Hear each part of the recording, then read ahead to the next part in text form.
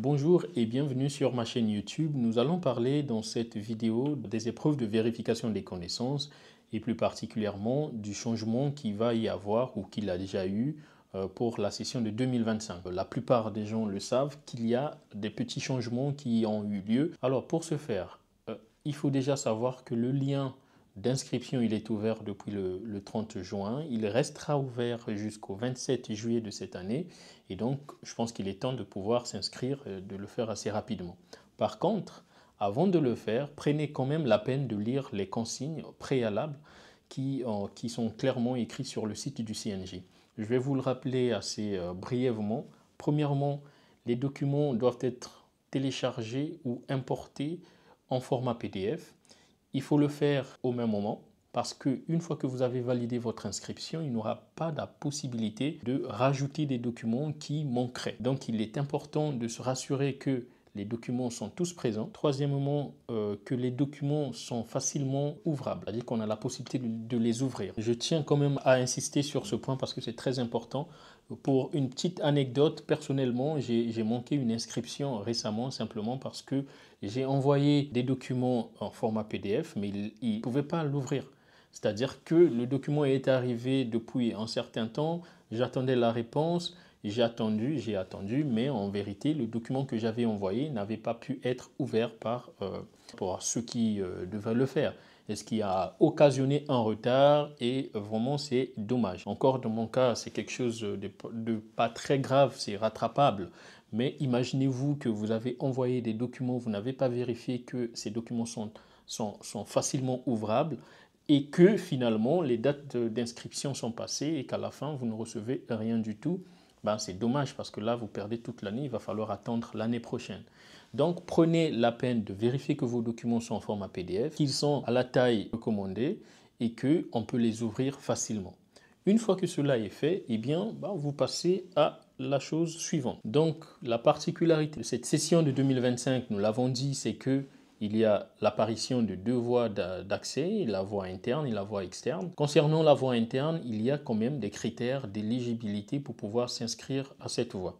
Le premier critère, c'est de savoir que ce sont les collègues qui sont déjà dans le système, qui travaillent, qui sont soit FFI, qui ont des contrats de praticiens contractuels, praticiens associés, qui respectent certaines conditions, par exemple, qui ont travaillé au moins 2 ans déjà. Donc pour cela, il va falloir fournir des justificatifs, soit le contrat de travail, soit l'attestation de fonction qui est délivrée par la direction des affaires médicales de l'établissement dans lequel vous êtes, soit de l'attestation permettant l'exercice provisoire ou simplement l'attestation de travail, l'attestation permettant l'exercice dans certaines régions telles que en Guyane, en Guadeloupe, en Mayotte et en Martinique. Généralement, ils ont quand même une législation qui est un peu différente.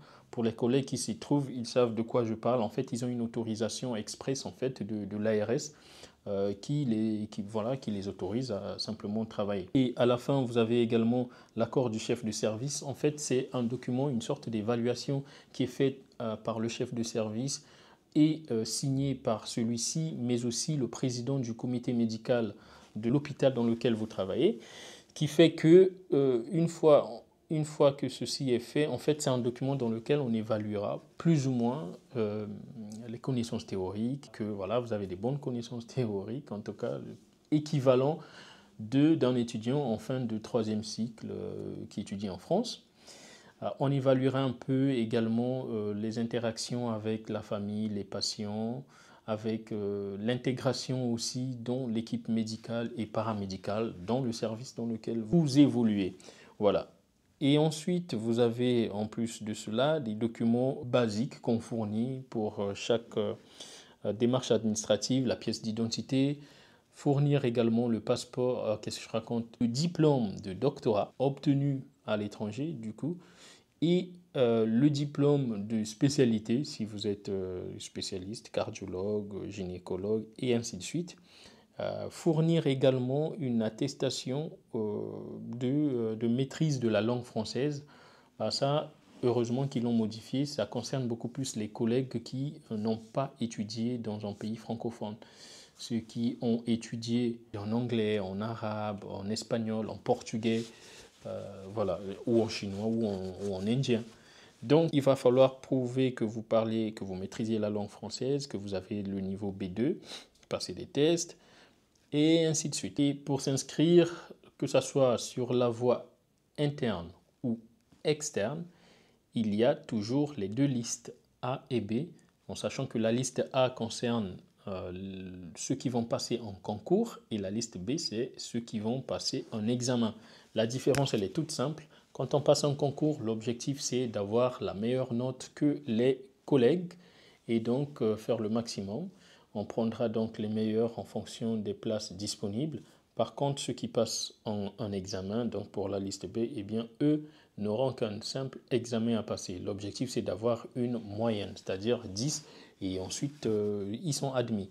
Tout en sachant quand même, il y a la note éliminatoire de 6. Lorsque vous avez une note en deçà de 6, eh bien, vous êtes disqualifié d'office. Donc, en bref, l'avantage qu'il y a entre la voie interne et la voie externe, c'est de savoir par exemple que dans la voie interne, il y a beaucoup plus de postes disponibles.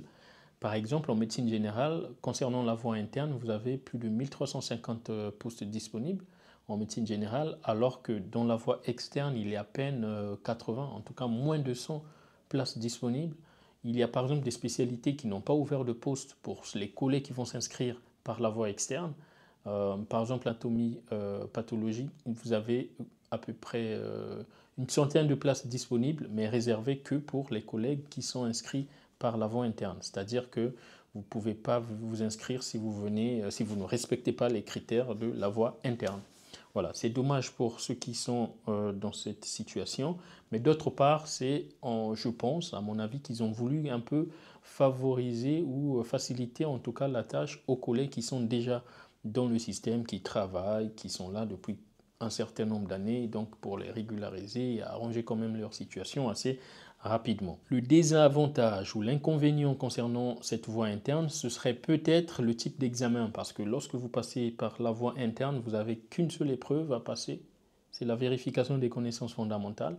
Et en plus de cela, cette épreuve est sous forme de QCM, ce qui est complètement différent de ce qui se faisait jusqu'alors, parce que nous n'avons aucun recul, nous n'avons aucune source pour se référencer. Voilà, il y a un peu de point d'interrogation, comment ça va se passer, quel genre de questions vont être posées, comment répondre à ça. Bon, après, ce n'est pas non plus une catastrophe, ce sont des QCM, c'est-à-dire que, à mon avis, il va falloir simplement se référer aux mêmes documents qu'on a utilisés pour se préparer pour les années antérieures concernant les épreuves fondamentales.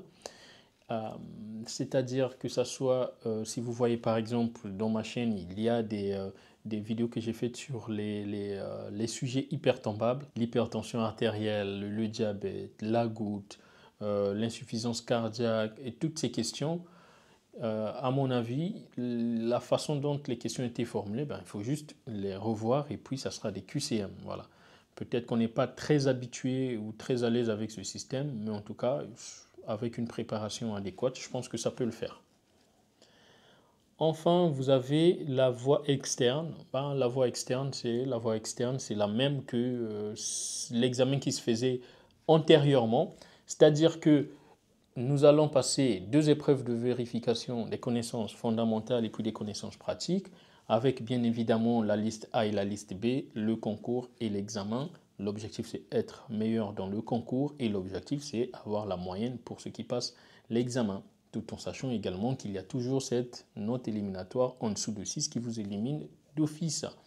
Et enfin, l'examen, c'est donc 2 heures pour chaque épreuve. Et puis, bon, pour l'instant, les dates ne sont pas encore disponibles, mais en tout cas, je pense que ça sera assez rapidement. Et donc, il faut déjà commencer à se préparer, en tout cas à rassembler tous les documents nécessaires pour préparer l'examen. Voilà les amis, j'arrive à la fin de cette vidéo. En tout cas, n'oubliez pas de vous abonner, de me laisser un petit pouce bleu parce que ça aide au référencement. D'autant plus que ça fait un très bon moment que je n'ai pas posté de vidéo. En tout cas, un petit pouce bleu, ça aide. Merci.